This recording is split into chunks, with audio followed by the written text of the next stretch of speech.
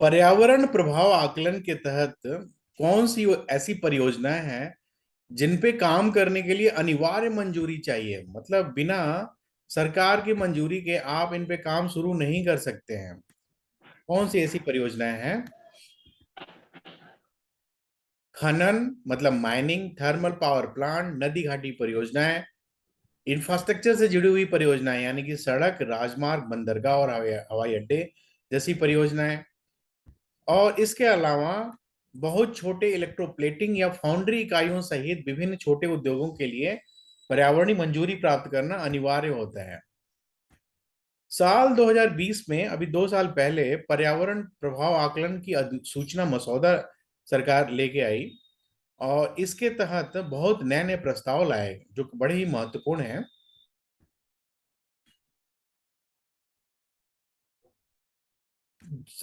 इसके पहले 2006 का प्रस्ताव था, अधिसूचना थी। पर्यावरण प्रभाव आकलन अधिसूचना 2006 को रिप्लेस कर दिया गया है, हटा दिया गया है, और उसकी जगह लाया गया है पर्यावरण प्रभाव आकलन अधिसूचना मसौदा 2020। और इस मसौदे के जो प्रमुख प्रस्ताव हैं वो, उनमें पहला है जन सुनवाई के लिए जो आवंटित समय है उस समय में कटौती की गई है। जन सुनवाई की बात अभी हमने बताया, अभी पिछले लेक्चर में, कि पर्यावरण प्रभाव आकलन का जो तंत्र है उसमें से एक प्रमुख चरण है जन भागीदारी या जन सुनवाई। लेकिन अब 2020 में जारी मसौदे में जन सुनवाई के लिए नोटिस की अवधि को 30 दिन से घटा दिया गया है और उसको 20 दिन करने का प्रस्ताव किया गया है 2020 के मसौदे में। पर्यावरण मंत्रालय ने इंटरनेट और मोबाइल टेलीफोन जैसे संचार माध्यमों के विकास को देखते हुए इसे समय के अनुरूप होने की बात कही है। सरकार ने कहा है कि चूंकि मोबाइल टेलीफोन जैसे संचार माध्यमों में बहुत तेजी से विकास हो रहा है, इसलिए ये जो दिन की हमने कटौती किया है जन सुनवाई की, 30 दिन से घटाकर 20 दिन किया है, ये सही है। और अभी हमने परियोजनाओं की जो श्रेणी की बात की थी, A, B1 और B2, उसमें कई परियोजनाओं को डालकर उनको सार्वजनिक जांच से छूट प्रदान की गई है।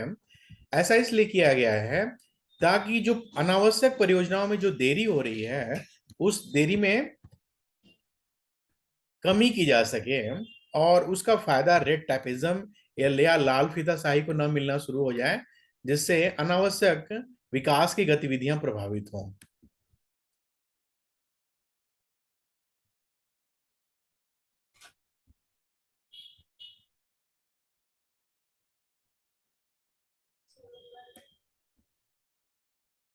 कौन सी ऐसी परियोजनाएं हैं जिसको इस दायरे में लाया गया है? पहला है अपतटीय और तटवर्ती तेल, गैस और शैल अन्वेषण, जो ऑयल एक्सप्लोरेशन का काम होता है, उनको इन दायरे में लाया गया है। 25 मेगावाट तक की जल विद्युत परियोजनाओं को इस दायरे में छूट मिली है। सिंचाई परियोजनाओं में जो 2000 से 10,000 हेक्टेयर कमांड क्षेत्र के बीच की सिंचाई परियोजनाएं हैं उनको छूट दी गई है। छोटे और मध्यम सीमेंट संयंत्र हैं उनको छूट दिया गया है। फास्फोरिक या अमोनिया एवं सल्फ्यूरिक एसिड के अलावा अन्य एसिड के जो संयंत्र हैं उनको छूट दी गई है। वो छोटी इकाइयां जो कि ड्रग्स, सिंथेटिक रबर या मध्यम आकार की पेंट इकाइयां हैं, पेंट बनाने वाली इकाइयां हैं, डाई से संबंधित, रंग से संबंधित, उनको ये छूट दी गई है। सभी अंतर्देशीय जलमार्ग परियोजनाएं और 25 से 100 किलोमीटर के बीच राजमार्गों का विस्तार या चौड़ीकरण संबंधित परियोजनाएं, इसमें वे सड़कें भी शामिल हैं जो जंगलों और प्रमुख नदियों से होकर गुजरती हैं। इसके अलावा पारिस्थितिक रूप से संवेदनशील क्षेत्रों में हवाई रोपवे और निर्दिष्ट भवन निर्माण और क्षेत्र विकास परियोजनाएं, उनको इस दायरे में लाया गया है।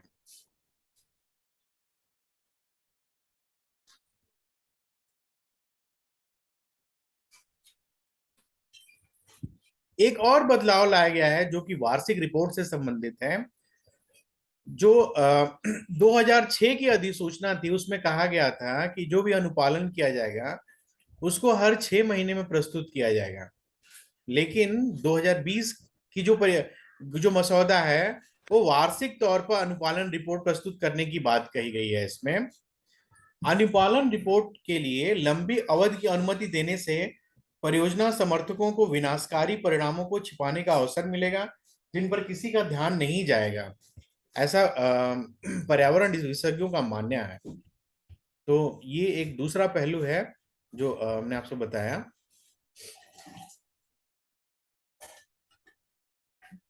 एक और महत्वपूर्ण टॉपिक है इसी पर्यावरण प्रभाव आकलन से संबंधित, पोस्ट फैक्टो क्लियरेंस, कार्योत्तर मंजूरी क्या है। ये 2020 के मसौदे में लाया गया है और उसमें कहा गया है कार्योत्तर मंजूरी जो है उसको नियमित किया जा सकता है या मंजूरी के लिए आवेदन करने की अनुमति दी जा सकती है। कार्योत्तर मंजूरी मतलब जहां एक परियोजना जो पर्यावरण मंजूरी मिलने से पहले ही कार्य कर रही है, मतलब बिना पर्यावरण की मंत्रालय की मंजूरी या पर्यावरण से संबंधित विभिन्न पहलुओं को ध्यान में रखे बिना इस पर काम चल रहा है, उसको नियमित किया जा सकता है। लेकिन सुप्रीम कोर्ट का एक डिसीजन आया है अप्रैल 2020 में, और ये डिसीजन आया है एलेम्बिक फार्मास्यूटिकल बनाम रोहित प्रजापति के मामले में। और न्यायालय ने कहा है कि पर्यावरण जो कानून है वो कार्योत्तर मंजूरी की धारणा को स्वीकार नहीं करता है।